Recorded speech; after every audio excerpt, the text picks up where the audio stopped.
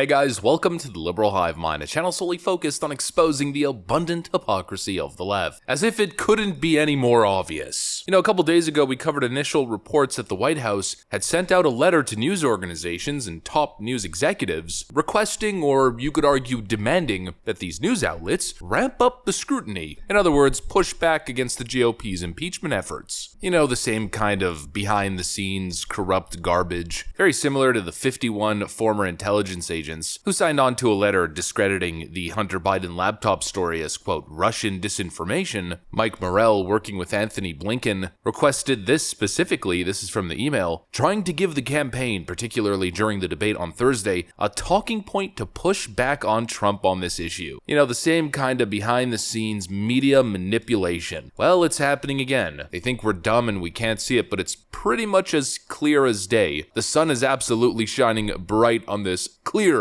case of media DNC collusion. Let me show you guys exactly what I mean by that, and let's BTFO every single one of these talking points. We got some stuff to get into, so let's roll the tape. Alright folks, so here's the initial report from Axios. White House urges news organizations to ramp up scrutiny of Biden impeachment efforts. Why it matters. The White House argues that the media's reporting about incremental updates on the impeachment inquiry process over the substance of the inquiry is woefully inadequate when it comes to something as historically grave as impeachment. It's funny how all of a sudden impeachment's a very sensitive issue, historically grave, not something to be treated lightly all of a sudden, as Joe Biden is the target of an impeachment. But when it was Donald Trump, of course, his impeachment was pretty much on the table. They were ready to go with impeachment before he even won the election. This is from January 20th, 2017, Inauguration Day, after Donald Trump won the 2016 election. The campaign to impeach President Trump has begun. That's from the Washington Post. The literal day that Donald Trump assumed power. And of course, Nancy Pelosi famously, back before the official articles of impeachment had been filed, opened up the impeachment inquiry into President Trump without even a House vote, which she vehemently denies. Speaker McCarthy made the argument the other day that, well,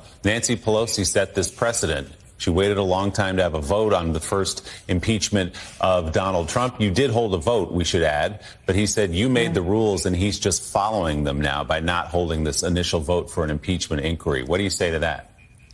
I say that that's hogwash. I mean, it's ridiculous. And I don't know why the press keeps repeating it. But of course, that's exactly what she did. Here's an article from back on October 15th, 2019. Nancy Pelosi says there's no need for House to hold formal vote on impeachment inquiry, which is already underway. So impeaching Donald Trump was of course a foregone conclusion back in 2017. Well, 2017, but they only got it done after they won the House in 2018. But even before the House could vote on an inquiry, Nancy Pelosi pretty much already started it behind the scenes. Really serious, historically grave stuff, right? Obviously not. There's one standard for one president with an R next to his name, and there's another standard for a president with a D next to his name. That's what's obvious and clear. But the most glaring bias, or double standard, doesn't come from Washington. I mean, you would expect politicians to act in that way. No, it comes from the media. After Joe Biden urges leftist outlets to ramp up the scrutiny on the impeachment effort, they fall right in line and do exactly that. And for those listening at home, have you seen anything that directly ties President Biden and shows that he profited from his son's foreign business dealings? We have his son complaining to his relatives about how many of his father's bills he's having to pay with these illicit gains. Have you seen direct evidence that President Biden profited? Other bank records. But when you look at this inquiry itself, is there any chance that it doesn't turn into a full impeachment in your view?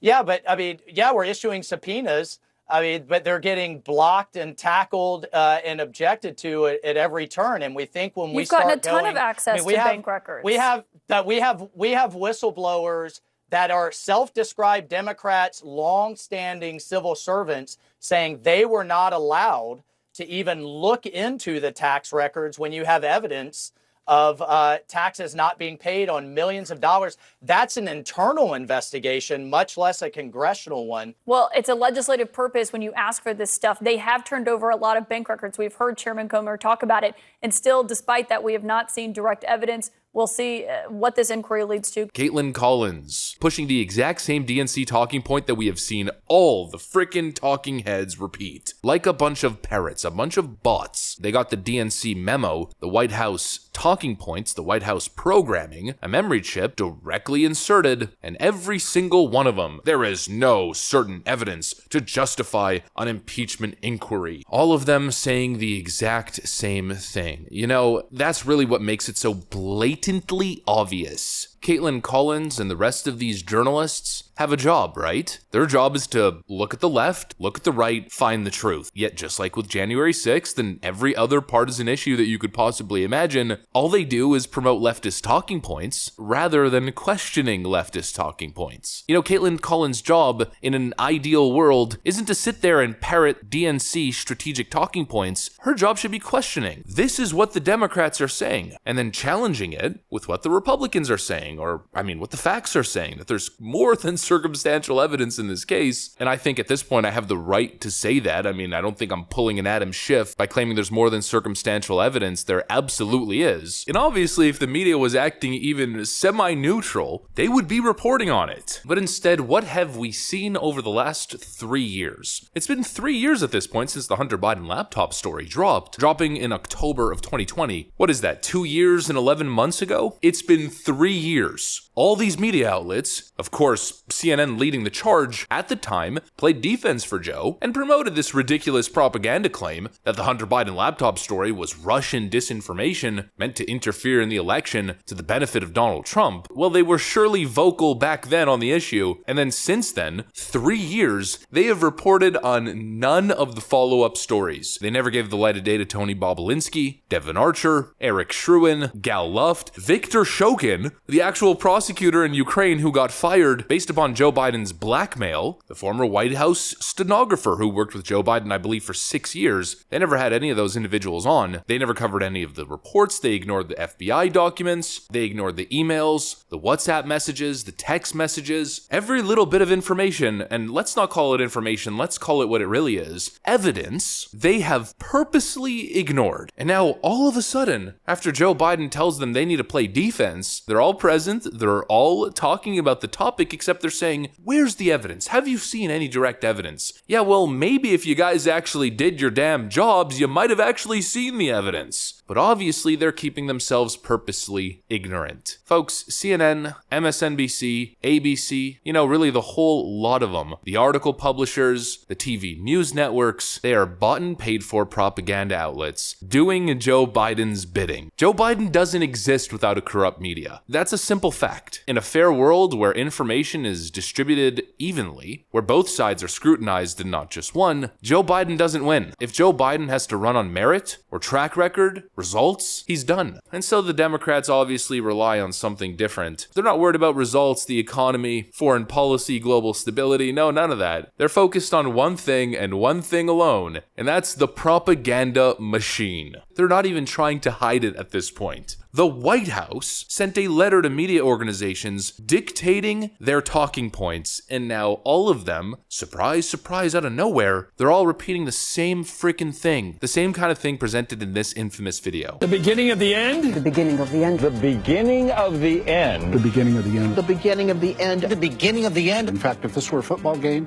we're in the third quarter. May even be the beginning of the end. It is one big controlled machine, and it couldn't be any more obvious. Anyways, that's what I got for you guys. Hopefully you enjoyed this video. If you did, make sure to leave a like and possibly subscribe to the channel. Thanks for watching, and I'll see you on the next one.